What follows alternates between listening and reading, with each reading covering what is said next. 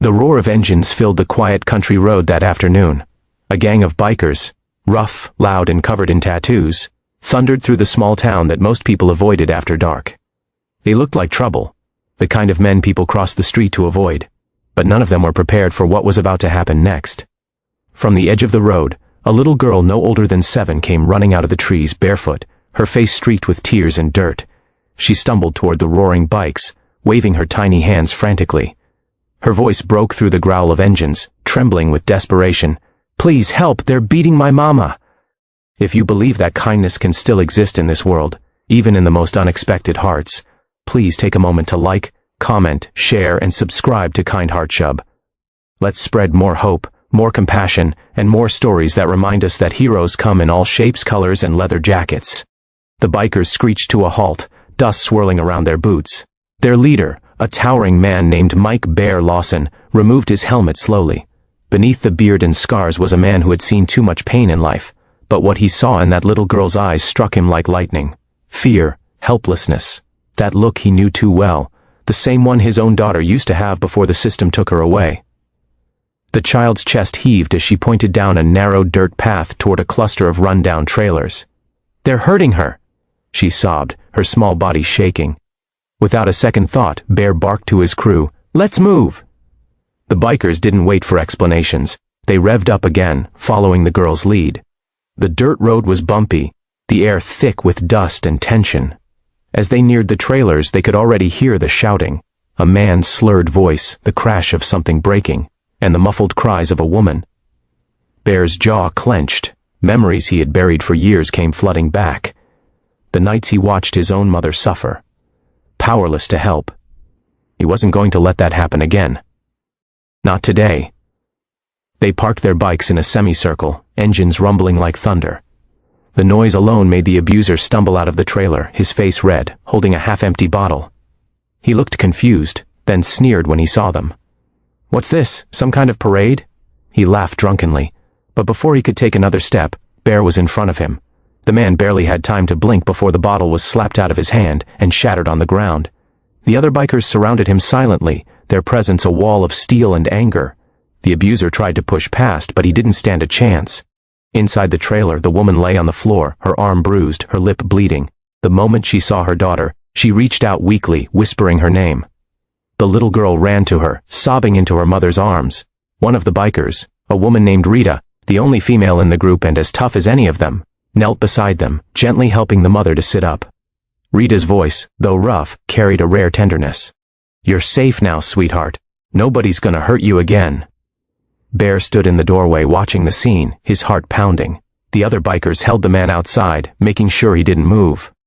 When the police arrived, called anonymously by one of the bikers, the officers were stunned to find the infamous Iron Hawks gang waiting calmly with the abuser already restrained. The man tried to protest, slurring accusations, but one look at the bruises on the woman's face and the terrified child clinging to her mother told the truth more clearly than any words could. As the officers led the man away, the woman turned to Bear. Her voice was soft, broken. "Thank you," she whispered. "No one ever stopped before." Bear looked down, uncomfortable, brushing a hand over his beard. "Nobody should ever have to ask," he said quietly. Hat night. The Iron Hawks stayed behind. They helped the mother and daughter clean up the small trailer, fixing the broken door, replacing shattered glass, and making sure they had food.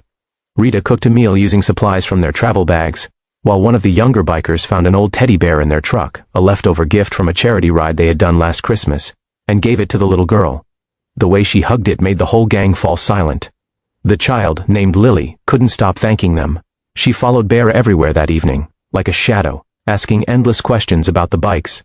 When he finally lifted her onto one, her eyes lit up for the first time that day. Bear saw something in her that stirred an ache deep inside. The same innocent spirit he thought life had beaten out of him long ago. Days passed, and the story spread through the small town like wildfire. The same people who once avoided the bikers began to see them differently. They weren't the monsters people whispered about. They were men and women who had lived hard lives but still carried enough heart to protect a stranger. Donations started coming in for Lily's family, food and clothes arriving at their trailer.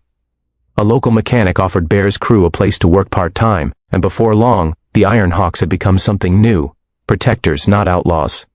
For Bear, it wasn't about reputation, it was about redemption. The night after the rescue, he sat by his bike under the stars, thinking of his own daughter. He hadn't seen her in 10 years, not since his mistakes had driven her mother away.